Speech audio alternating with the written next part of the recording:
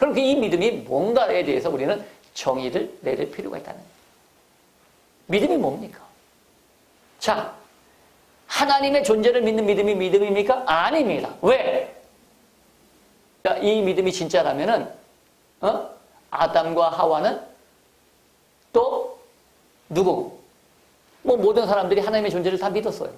자, 바리새인들은 하나님 존재를 안 믿었나요? 믿었어요. 아담과 하와는 그들은 정말 뭐 다른 그 믿었다 할지 창조주를 어떻게 그냥 배워서 믿었다 할지라도 아담과 하와는 보고 믿었다는 사실입니다. 구원받았나요? 못 받았어요. 그러면 이게 믿음이 아니라는 증거. 믿음으로 구원받는데 이런 사람이 구원 못 받았다는 것은 이건 성경에서 이건 믿음이 아니라고 선포하시는 거예요.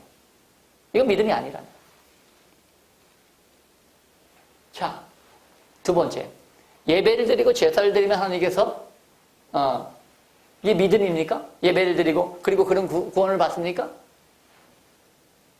가인의 제사, 예배를 통해서 우리는 제사를 최선을 다해서 드려도 구원을 못 받는 걸 보여줍니다. 또 나답과 아비후, 아론의 자녀들이 하나님께서 안 받으시겠다고 버려버립니다. 뭘 버렸어요? 그들이 말씀을 버려버립니다. 어찌됐건 제사를 드린다고 구원 받습니까? 난 여러분에게 이 질문을 드립니다. 바리새인과 종교 지도자들이 예수님 시대에 제사를 안 드렸나요? 예배를 안 드렸나요? 회당에 가지를 않았나요? 아닙니다.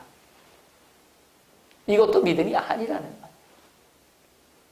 또 기도를 많이 한다고 구원 받습니까? 기도가 여러분 믿음의 증거입니까? 아니라는 것을 보여줍니다. 갈멜산상에서 옷을 찢고 몸을 찢어가면서 얼마나 하루 종일 기도했어요. 이것은 여러분 어느 정도 기도라는 그 습관이 돼 있어야 그렇게 기도합니다.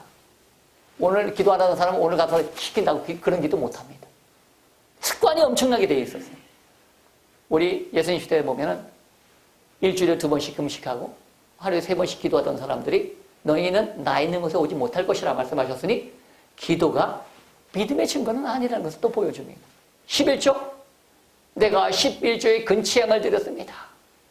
구원 못 받습니다. 또 철저한 율법적인 삶. 내가 율법의 의로는 흠이 없다고 참아던 사람들이 구원 못 받았어요.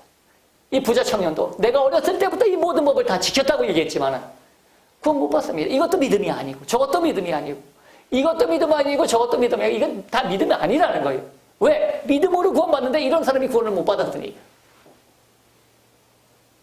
교회 다닌다고요?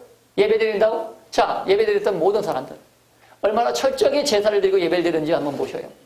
구원 못 받았습니다. 사도 바울을 향해서 주님께서 말씀하십니다. 네가 왜 나를 핍박하느냐?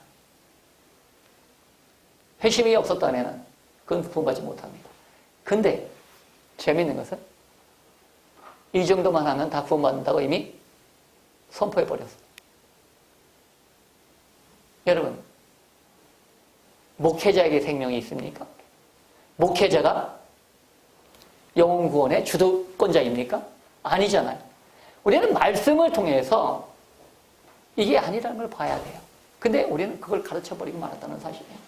교회만 몇 번 다니고 열심히 11조하고 감사한 거 하고 부자 청년이 지금 교회 다니면 장로감이에요, 장로감. 아니요, 기용. 그리고 사람들로부터 존경받는 사람입니다. 근데 구원 못 받았다는 사실이에요. 주님께서 말씀하십니다. 이것까지가 안 된다는 거죠. 율법사요? 하나님의 말씀을 얼마나 많이 알았습니까? 아니라는 거예요. 믿음은 뭡니까? 이겁니다.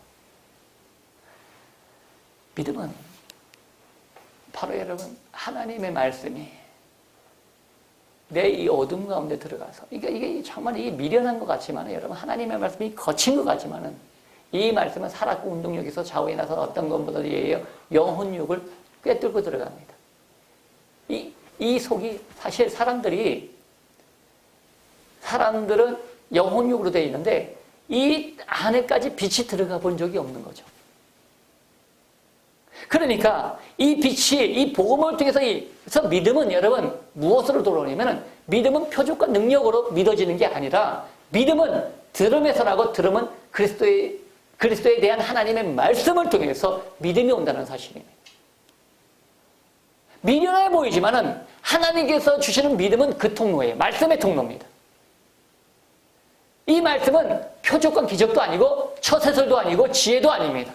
사람들이 미련하게 느껴지지만은 이 말씀이 영혼까지 들어가는 검이라는 사실입니다. 그리고 먼저 땅을 파기 시작합니다. 내 안에 들어오기 시작하면 어둠 가운데 들어오는 거죠. 그 믿음이 들어갈 때 나타나는 현상이 뭔지 아십니까? 뭘 것 같아요? 그래서 복음이 들어가면 여러분 아주 거칠은 말씀 같고 정말 사람들이 듣기 싫은 말씀 같으나 이게 여러분 강력한 검, 날카로운 검이 되어서 우리 영혼 안으로 빛이 들어오기 시작합니다. 이 과정이에요. 그래서 어떤 현상이 일어날까요? 10년, 20년, 30년 동안 빛이 들어가시지 않은 곳에 어떤 모습일까? 깨끗한 모습일까? 아니면은 아주 먼지가 더러운 것들이 가득한 모습일까? 그게 먼저 보여집니다. 그리고 그 빛이 들어오면서 어둠이 드러나고 계속해서 들어갑니다. 이게 계속 얼마나 여러분이 영혼까지, 우리 한 몸이지만은 영혼까지 깊은지 알지 못합니다. 계속해서 들어가요. 이게 바로 여러분 땅을 판다는 거예요. 그래서 안반에다가 집을 세우기 전에 땅을 파는 것처럼. 근데 보통 여러분 주님께서 말씀하셨죠? 종교인들은 어떻게 집을 어디다 져요? 모래, 흙, 그라운드 위에다가 집을 져. 땅을 안 팠어.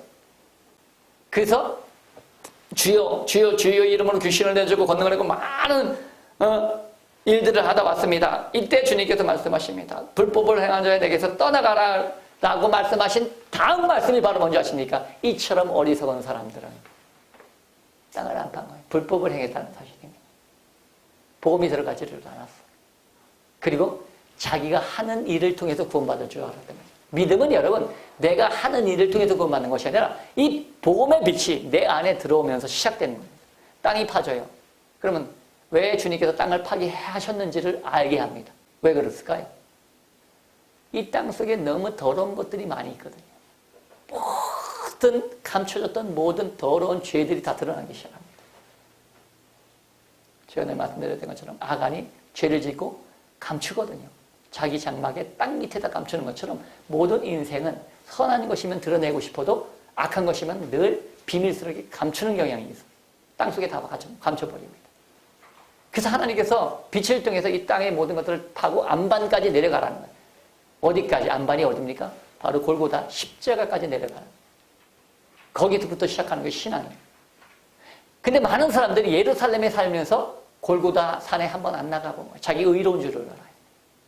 그래서 나중에 가장 인간의 영혼의 핵심 가운데 있는 그 정체가 드러납니다. 그게 바로 뭔지 아십니까? 인간의 암덩어리라고 하는 인간의 의가 드러납니다. 그게 핵심이었어요. 그래서 그 말씀이 들어와서 그것을 파괴하면서 인간의 의가 파괴되고 하나님의 씨앗을 거기다 심는 거죠. 그때부터 시작됐다는 것이 바로 신앙입니다. 그게 바로 믿음이에요.